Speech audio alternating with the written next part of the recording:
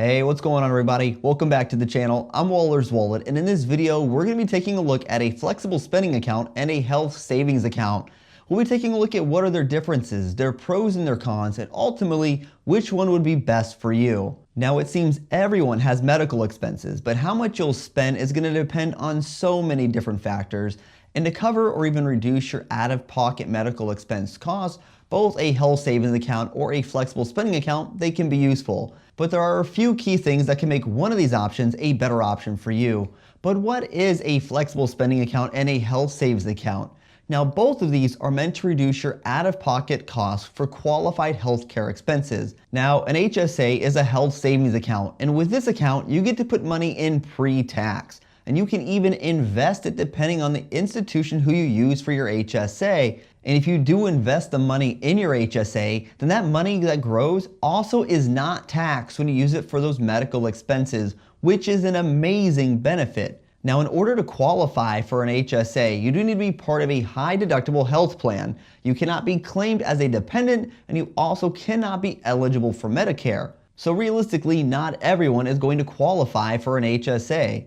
Now, your employer can offer an HSA if the plan meets the requirements, but if they don't happen to offer the HSA, or if you're self-employed and your plan meets the requirements, you can actually open an HSA all on your own. It does not require your employer to offer you the account, and there are a lot of different places that offer HSA accounts. Also, if your employer does offer an HSA, they can choose to contribute money to your account as well, and that is definitely going to depend on the company you work for. And if you did have a self-funded HSA, you would get a tax deduction when you file your taxes to make your contributions pre-tax. Now, an FSA is a flexible spending account, and in this account, you get to put money in pre-tax as well to help you cover certain medical expenses. Now, to contribute to an FSA, your employer needs to offer one to you. You cannot open an FSA on your own like you can with an HSA. And your employer owns this account and the money that goes into it, not you.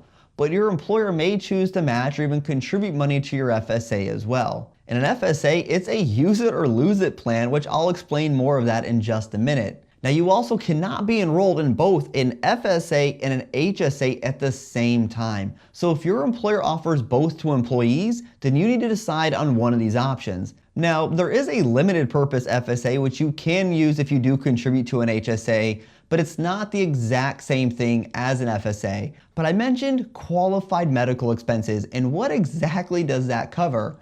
And qualified medical expenses for both an HSA and FSA could include things like copays, deductibles, prescriptions, over-the-counter meds, contacts, dental costs, eye exams, and a lot of other medical expenses. Now, if you're enjoying this video, then be sure to hit that like button. It helps others find the channel, and it's a free and simple way to support the channel as well. Now, with an HSA, you cannot use your money towards your insurance premiums, except you could use it for long-term care insurance, healthcare continuation coverage, healthcare coverage while receiving unemployment, or Medicare or other healthcare coverage if you're 65 or older. Then your FSA money, it cannot be used towards your insurance premiums either. It also can't be used towards long-term care coverage or expenses and expenses that could come from other health plans. So both of these are very similar for what they would cover.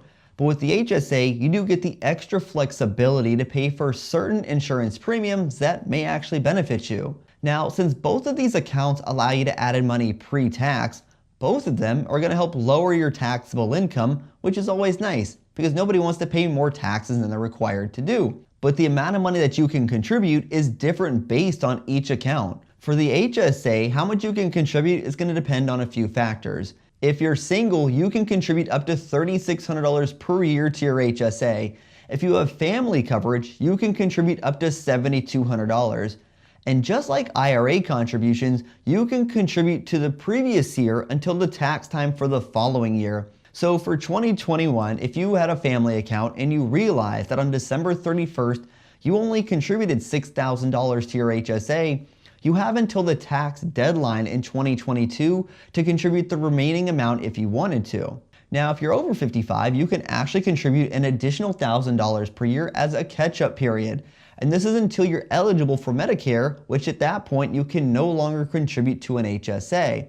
And for an FSA, you're allowed to contribute up to $2,750 per year. That's it. So while both are pre-tax money, you can put more money into an HSA than you can over an FSA.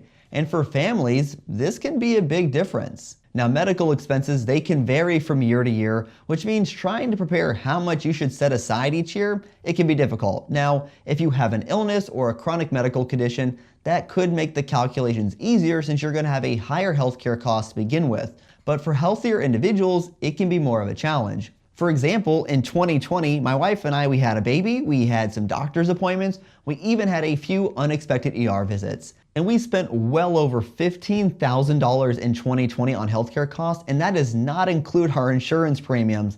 Now that is very atypical for us, and I even offered to return one of my kids to reduce our costs, but I guess kids are not valid as coupons.